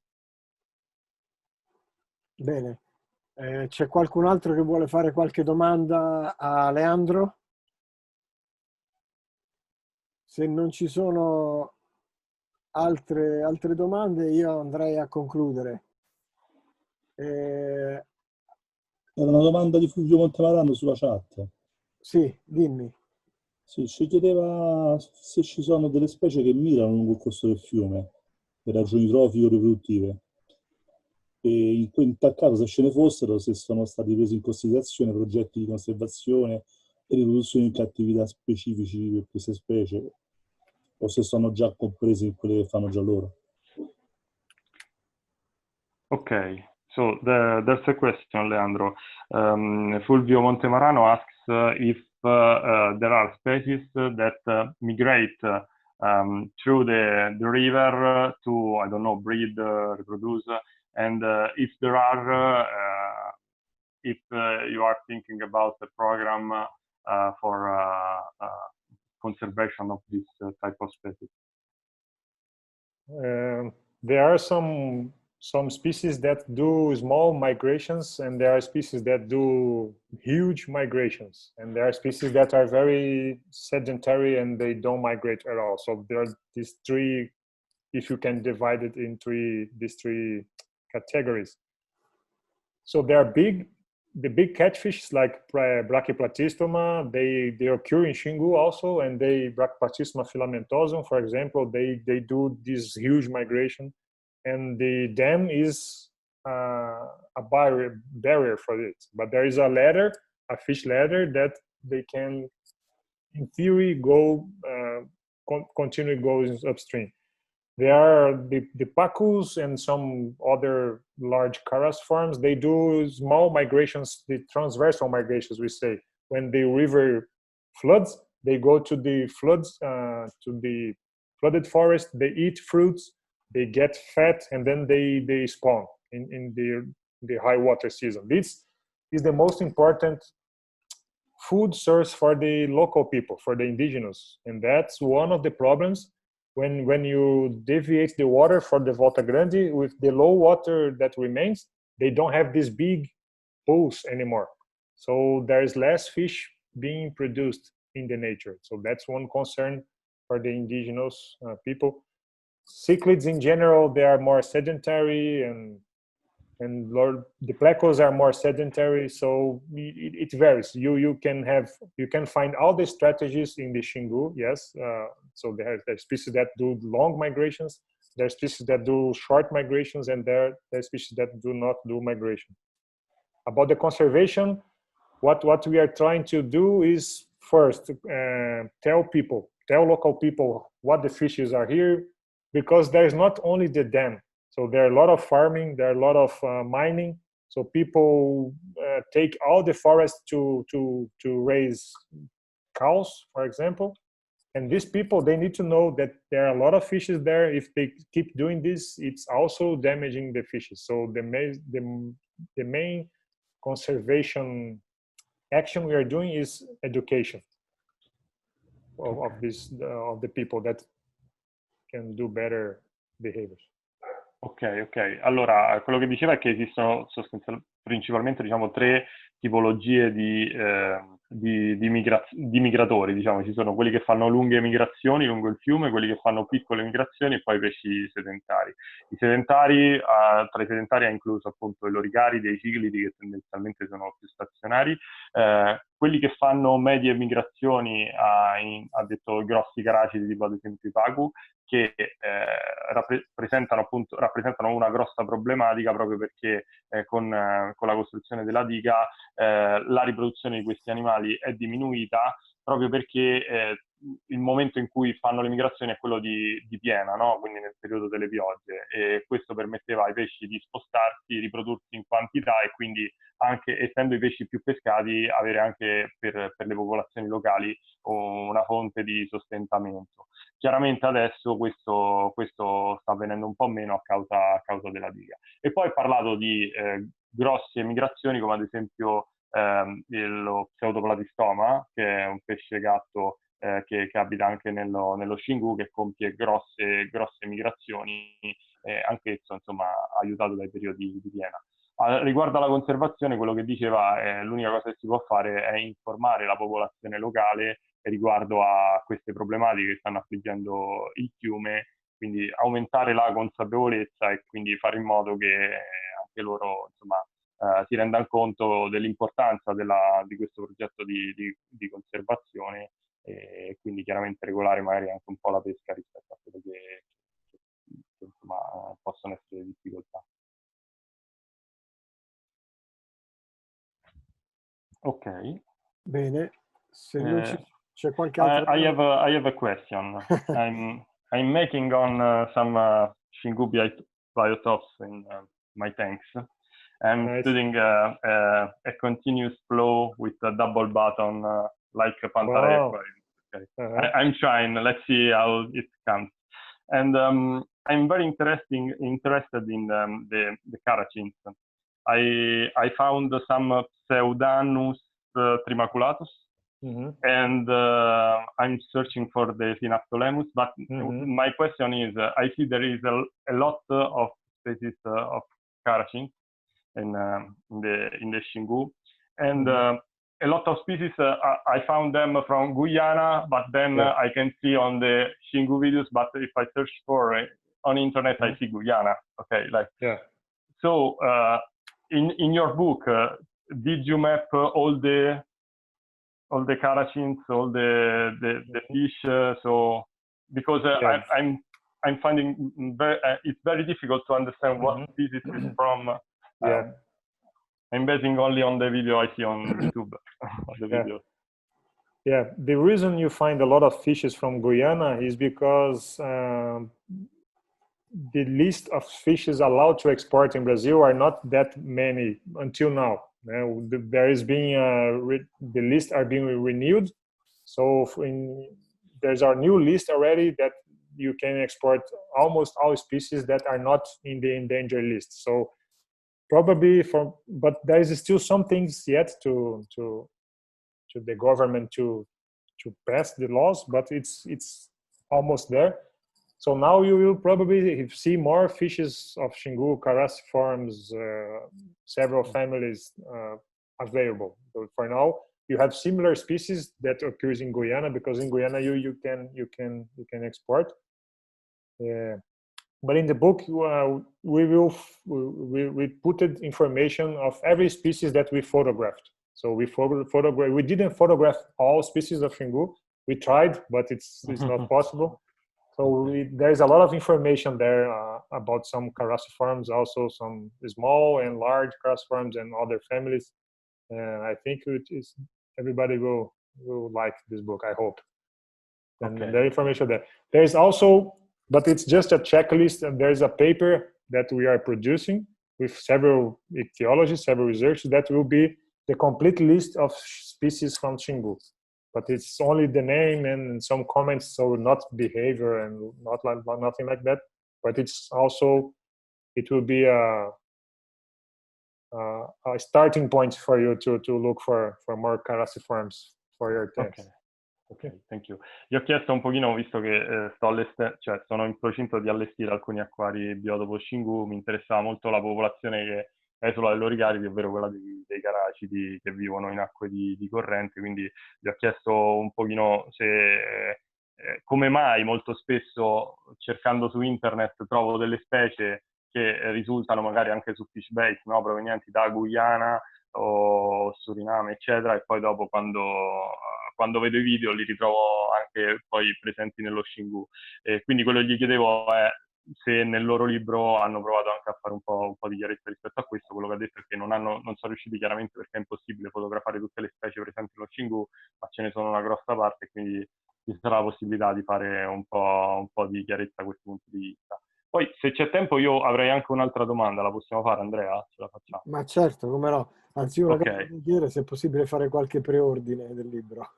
Ah, ok. Allora chiedo anche questo adesso. No, la mia domanda la anticipo e poi la traduco. Volevo sapere, ho visto che lui è stato anche dai video, anche su Rio Tocantis. Vedendo l'ambiente sembra molto simile. La curiosità era quali sono le principali differenze che hanno dato, se ce ne sono, se sono ambienti praticamente identici. Leandro, the question is, I see your videos, you have been also on the Tocantis River, and my question is, seeing from the video, it seems like Xingu, very similar.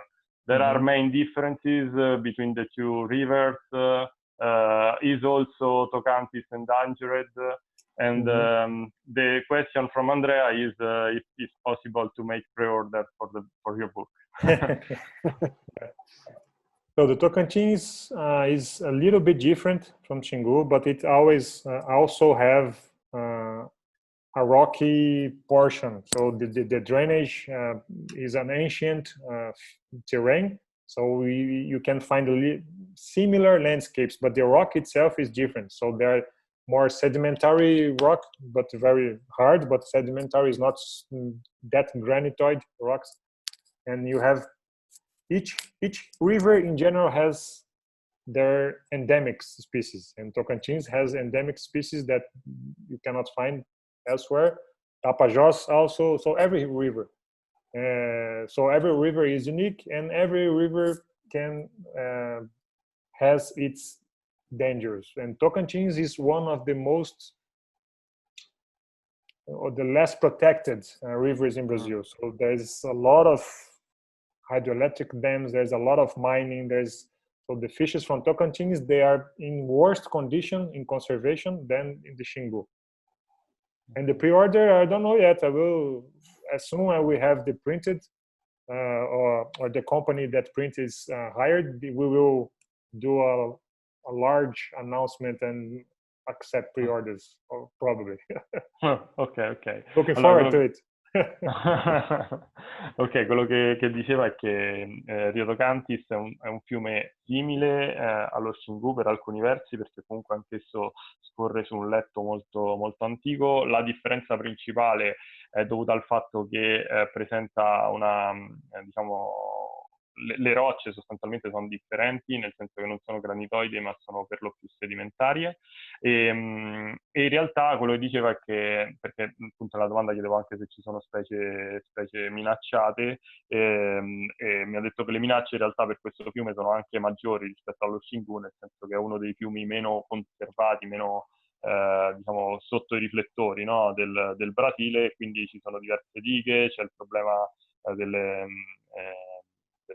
miniere, quindi per l'estrazione dei minerali, c'è il problema della deforestazione per le culture, insomma, insomma per l'agricoltura, e quindi quello che diceva è che appunto ci sono molte specie in pericolo, e poi specie endemiche tipiche di quel fiume, così come anche magari per il Rio Tapaios. Riguardo invece ai preordini del libro, quello che diceva è che sono in attesa adesso appunto della stampa, poi nel momento in cui la società che effettuerà la stampa, insomma, comincerà con la stampa, faranno un grosso annuncio e ci sarà la possibilità poi, diceva, lo spero, di poter avviare le prevendite. Bene, se c'è qualche altra domanda, qualche domanda dal web, Francesco, l'hai colta oppure sono terminate? Perché... No, ce n'era una, ma ha risposto già lui. Bene. Ci chiedevano come era possibile, come dire, sostenere meglio le loro attività da qui dall'Europa. Ha risposto lui di seguire sui social e tutto il resto. Va bene. Quindi possiamo andare a concludere. So, Leandro, we are going to end this event. I want to thank you very much for your availability and muito obrigado por ser convidado. Muito bom, muito bom. Thank you. I'm always glad to talk with you, with hobbies, and it was a pleasure to be with you. Okay, thank you very much. Grazie mille, arrivederci. Arrivederci. I hope to see you next year in Brazil. Yeah, It was a pleasure. Ciao. My pleasure. Ciao a tutti. Grazie. Buona serata. Ciao Leandro, Thanks very grazie. Grazie. Thank you very much, Leandro.